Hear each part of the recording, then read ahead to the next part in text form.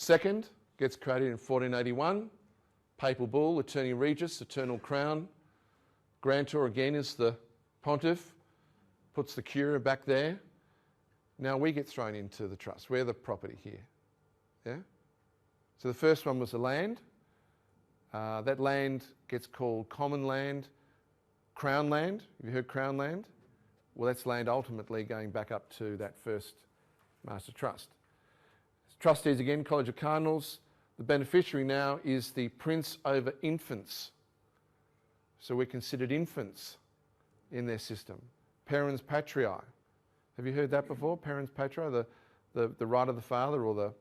It's an old claim. Basically it says you're too childish and too stupid to really handle your own affairs because you're an infant. You're a mental infant, and so we'll do it for you, for your benefit. Yeah? Okay, parens patriae. And here we go, number 3. Number 3, this is where it starts to get really weird. This is where they start doing some real occult stuff on us. Well, already started, but this gets even worse. So the grantor here is the Pope again, fine. Executives of Roman Curia, Trustee College of Cardinals. But over here, we have the beneficiary, and the beneficiary is the Prince and Defender of Faith. Now, there was only one Defender of Faith created, and it was by the way, no papal bull you see anywhere on the internet is real. Not one. Every one of them is a fraud, a corruption of the original instrument. You cannot see original papal bulls. I wish they would show us, but the problem of them revealing original true papal bulls, they have one problem, is that up until the 18th century, the real ones were written on human skin. So I think it would be a problem if the Vatican started to reveal documents written on human skin, particularly with DNA, to show that it wasn't just human skin, it was the skin of children. So the Prince and Defender of Faith was all about salvation. Salvation is salvaging. Salvaging what? What do you think the most valuable thing to you is to a system that runs on curses, on supernatural? What's the most valuable part of you? Your soul, exactly, your soul. The flesh corrupts, the mind can be manipulated, but what's the one thing that's never incompetent that you and we all have? It's our soul, isn't it? So they're after our souls as black magicians. And they invented a concept, and they used it as part of the Eucharist. When you go to Mass, what's the wafers and the wine? What is it supposed to convert into? Right. And there's a word for that. What do they call that word? Transubstantiation. Exactly. So it's a doctrine. Transubstantiation. In other words, something in one physical or spiritual form can shift into another physical or spiritual form. So something physical can become spiritual, or something spiritual can become physical. Because if you can go one way, you can go the other way, right? Yeah? Are you aware that they really have this obsession with gold? Yeah? Yeah? Precious, precious. They even do it in public. Like the precious is public notice. They love it. Yeah? What do you think the gold is in light of what we just said with transubstantiation? What do you think the gold is representing now in their vaults, in their penitentiaries? People's souls. People's souls. Now, you would have to be on a really big acid trip to think of this kind of stuff, right? I mean, these people are off they're off their dial. They're off their tree. But they believe it to be the magic. They believe it to be, and this is the foundation of the modern financial system. It truly is. I'll give you an example today. There is a bank. It is the bank of banks. Does anyone know the biggest bank, the bank of all banks is called? Anyone? The Bank for International Settlement, not the IMF. the Bank for International Settlement, the BIS, in Basel, Switzerland, is the bank of all banks. Do you know? It was founded in 1931, and it was founded with a gold supply that equated to roughly 55,000 to 60,000 tonne of gold. Now they converted it into Swiss francs. I assure you that the poor Swiss never turned it into Swiss francs. They'd be minting them for eternity. 55,000 tonne of gold in Swiss francs? You've got to be kidding, right? No one could produce that many. It was gold bars, and it was the gold of the Vatican accrued from blood, war, theft, World War II, lie, okay? Okay, and that they founded that gold. Now what they did with that gold was quite brilliant. They architected a global recession, a global depression, not unlike the one we're going through at the moment. And so they basically got the banks to call in all the loans, and every country, including this one, went bankrupt. And then rather than touching the gold, because the gold was put in place for this global curse system, this modern financial system that has us like ferrets on wheels, slaving away every day, yeah? Is they started writing loans and money against the gold in order to prop people up. And then they instituted a giant system of debt collection, which are called the taxation officers. And they instituted a set of private banks that then were in charge of producing the money supply of those countries, like the Reserve Bank of Australia, a private institution, private shareholders. And then, like ferrets on a wheel, we kept swinging and kept moving. And the corporation structure of the world was put in place as well with the Securities Act of 1933. So the whole modern system came in that period. But the ideas of this and the legal framework of this was way back in the 16th century.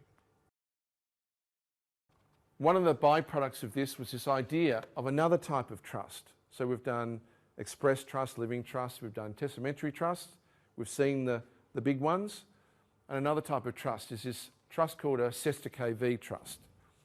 And Cestui Que Vie is just a fancy way of saying for the benefit or life of another. That's ultimately what a Cestui Que Vie is. And it's a hybrid. It's a kind of temporary testamentary trust.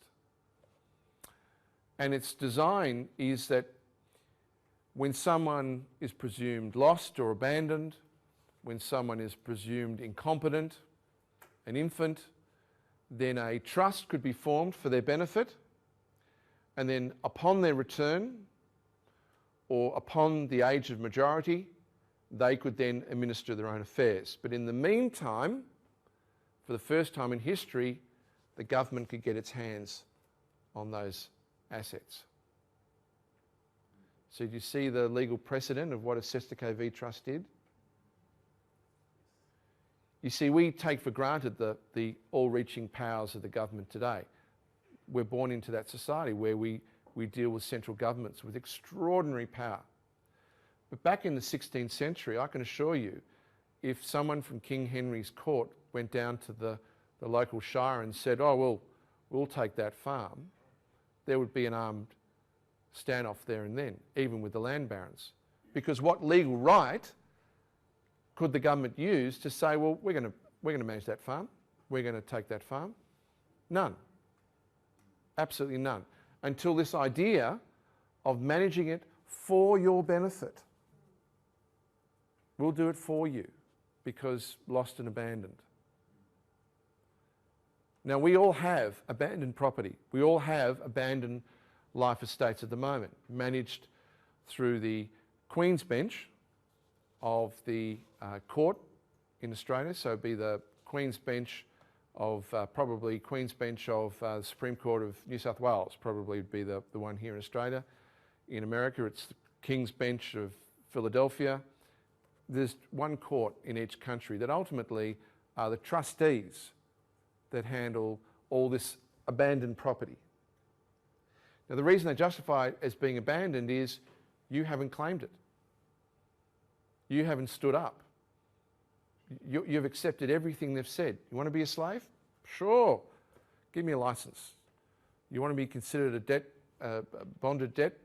You'll call me Mr. Call me Ms. They're called praenomens. Praenomens in Roman history, I spoke about it last night. These praenomens mean something. They mean that you're a debt bond. Mr. comes from miser. And miser in Latin, in Roman time, meant you're a bonded debt slave. Sure, call me that. Call me that. Okay, so because the silent majority are quite happy to live that way, they're quite happy to manage the property. They don't claim to own you in that sense of slavery. The corporation's different. The corporation has lost the plot completely and does view you as property. Absolutely views you as property, there's no question. But the Commonwealth, the Queen, the overall hierarchy is still claiming it on as a service because it's abandoned. So Cestui Que Vie, man and woman is presumed lost, abandoned, lunatic, incompetent, we'll manage it for you. And the beneficiary may or may not be you. You didn't benefit on the bonds that they produced against your birth, but the government did. You haven't benefited from the other instruments derived from that, but the government did. When you're asked to pay taxes, did you know that the tax is paid twice if you pay it? It's paid twice. Yeah? Because anything that's brought forward in your name is a claim, particularly if it's an institution, against your estate. Okay? It means after 90 days, if it's uncontested, it gets paid by the estate. What you pay, which is usually the same amount, is cream on top.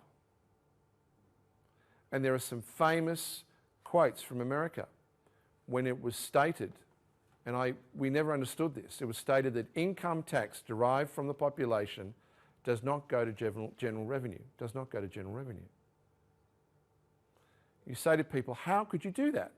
I mean, we obviously have money to run the country, otherwise, you know, who pays for the roads? Well, that's all managed through the estate system in the background. That's your estates and the whole state. But the money that you pay, which is the most valuable contribution, is collected by the debt collection agency up to the IMF and back to, you remember that gold and the BIS and those people?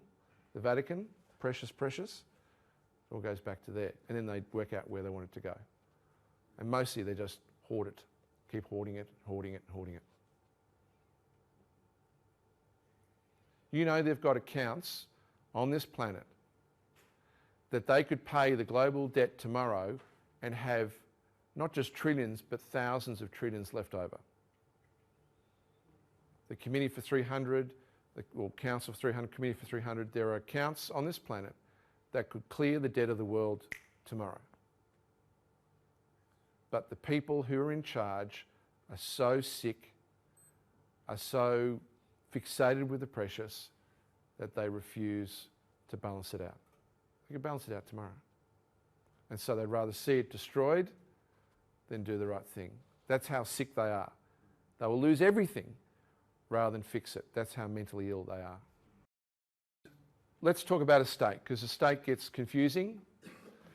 An estate is a statutory body of a trust. It's a concept created in the 16th century by Henry VIII merely to divide the property of a trust or divide the property of a trust into two basic categories: real property, personal property. So your body is real property, land is real property, gold or jewellery or clothes, that's all personal property. That's all it is. That's all an estate is. And an estate is always connected to a trust. They don't tell you that, but an estate is always connected to a trust. And if you want a comparison between estate and corporation, a corporation, it comes from body corporate. And a body corporate really was the property of a trust. So whether you view it as a corporation or whether you view it as an estate is really how you want to split the hairs. But an estate is a statutory structure created within UK statutes in treating the property, the body corporate, the corporation, in dividing into real and personal property.